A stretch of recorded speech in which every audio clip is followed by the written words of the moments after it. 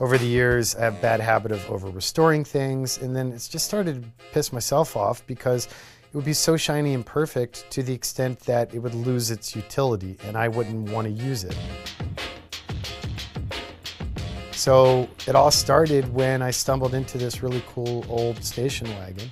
Just fell in love with the patina and the funk of it, and sat around and stared at it literally for about 1.5 years until I started to come up with the idea of why not re-engineer it, breathe life back into it, but don't touch the cosmetics. Make that part of the sort of transient nature, wabi-sabi grooviness of it. This one's one of my all-time favorite derelicts. It's a 48 Buick Super convertible. It was last on the road in 1958. We found it in Pennsylvania. So this car we just showed at the big SEMA trade show, and we raced it at the Las Vegas Speedway Challenge. We actually beat a new Lamborghini through the autocross, which kind of pissed the guy off, but it was tons of fun. This car has got a LS9 from the ZR1 Corvette, which is the highest output small block GM ever put in a passenger car, so it's got a couple tricks up its sleeve. So basically what happens is a client will call us up, or I'll find and buy and then promote to clients a vintage car, and they run the gamut. I mean, thus far it's been pretty much anything from the 30s to the late 60s. We can go a little bit wider than that. So this one will actually be for a client in Australia. So we sourced a right-hand drive example for him. The color combo is really interesting. So is the interior.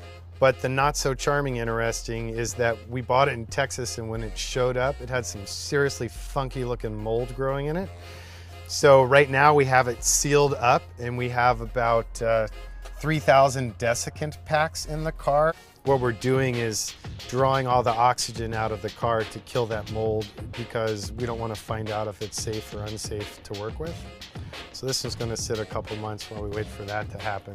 You know, and everyone's all into the term barn find. Well, barns are like the worst possible place you could ever find a car, between, you know, raccoons and rodents and wet floors and all that. So as romantic as it sounds, I'd take a garage over a barn 10 to 1. This one we're just barely getting started on. This is a 1948 Triumph. So we'll take this car, brace the body so it doesn't twist on us, then we'll liberate it, put it up on a rack, remove the original chassis, and we'll use either laser scanning technology or ferro arms to grab point data. That basically means we'll digitize the underside of the car. So as we move into mechanical engineering of the chassis, we have all that data, and we can make the chassis non-invasively fit the old body. Then torches and welders and grinders for months and months and months, and breathe that modern functionality into the vintage aesthetic. Take the body apart, coat it, rebuild the hinges, you know, rubber, glass, lock cylinders, interior, all that, and then put it all back together, with the goal being making it look like we didn't do anything.